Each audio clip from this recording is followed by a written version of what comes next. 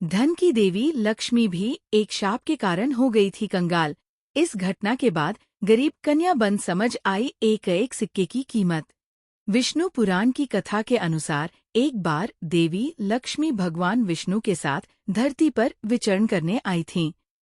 इस दौरान देवी लक्ष्मी ने अहंकार में आकर ऐसा कार्य कर दिया था जिससे विष्णु जी ने क्रोधित होकर उन्हें शाप दे दिया था। शाप के प्रभाव में आकर देवी लक्ष्मी एक कन्या बन गई और एक गरीब माली के घर बेटी बनकर रहने लगी थी। आइए विस्तार से जानते हैं लक्ष्मी जी की कथा। कहते हैं कि सृष्टि का नियम सभी के लिए एक समान है। पौराणिक कहानियों में भी इसके कई उदाहरण हैं। ऐसी ही एक कहानी विष्णु पुराण में वर्णित है। विष्णु पुराण की कथा के अनुसार एक बार देवी लक्ष्मी को अपनी भूल के कारण धरती पर जन्म लेना पड़ा था। देवी लक्ष्मी से जुड़ी इस पौराणिक कथा में विष्णु जी ने लक्ष्मी जी को शाप दिया था, जिससे कि देवी लक्ष्मी को एक माली के घर में उसकी बेटी बनकर रहना पड़ा था। आइए जानते हैं देवी लक्ष्मी की पौराणिक कहानी। विष्णु पुराण में वर्णित कहानी के अनुसार एक बार विष्णु जी को धरती लोक में विचरण करने की इच्छा हुई। उन्होंने देवी लक्ष्मी को ये बात बताई कि वे धरती लोक में जाकर अपने कुछ भक्तों का जनजीवन समीप से देखना चाहते हैं। ये बात सुनकर देवी लक्ष्मी बहुत उत्साहित हुईं। उन्होंने भी विष्णु जी के साथ धरती पर भ्रमण करने की इच्छा जताई। विष्णु जी ने धरती पर आने से पहले लक्ष्मी जी से कहा था कि वे प्रकृति को दूर से ही निहारेंगी और उन्होंने लक्ष्मी जी को किसी भी चीज को स्पर्श करने से मना किया। देवी लक्ष्मी ने विष्णु जी की बात सुनकर स्वीकृति दी और धरतीलोक पर उनके साथ आ गईं।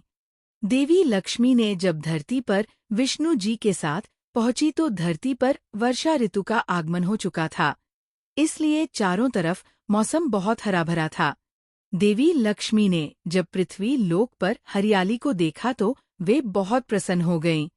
टहलते टहलते चंचल देवी लक्ष्मी एक बगीचे में पहुंची, जहां पर उन्हें गुलाब उगे हुए दिखाई दिए। इतने प्यारे और सुंदर गुलाब देखकर लक्ष्मी जी मंत्रमुग्ध हो गईं और उन्होंने एक गुलाब तोड़ लिया। गुलाब को तोड़कर देवी लक्ष्मी उसकी सुगंध का आनंद लेने लगीं। विष्णु जी ने जब देवी लक्ष्मी के हाथ में गुलाब देखा तो उन्होंने देवी लक्ष्मी से कहा, देवी, मैंने आपसे कहा था कि आपको धरती लोक की किसी भी चीज को स्पर्श नहीं करना है, लेकिन आपने मेरी बात को अनसुना किया और इस गुलाब को बिना किसी कारण तोड़ लिया।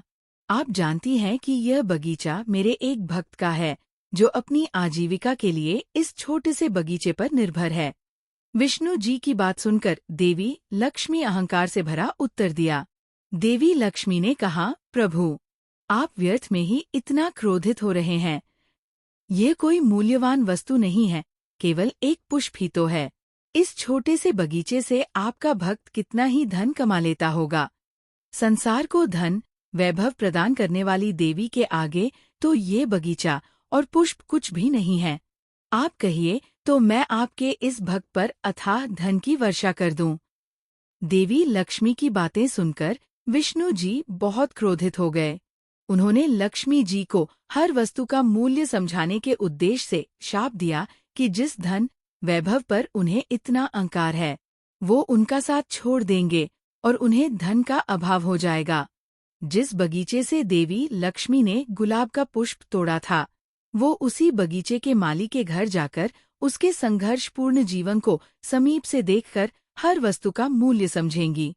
विष्णु जी के शाप के प्रभाव से देवी लक्ष्मी एक छोटी कन्या में बदल गईं। कन्या रूप में बदली हुई देवी लक्ष्मी इसी बगीचे में रोने लगी। जब माली बगीचे में आया तो उसे अनाथ कन्या पर बहुत दया आई और माली इस कन्या को अपनी बेटी बनाकर घर ले आया। माली की पत्नी भी एक पुत्री पाकर बहुत प्रसन्न हुई। इसके बाद माली के दिन बदल गए। माता लक्ष्मी को जैसे जैसे धन और मेहनत का मूल्य समझ आने लगा, माली की आमदनी बढ़ने लगी।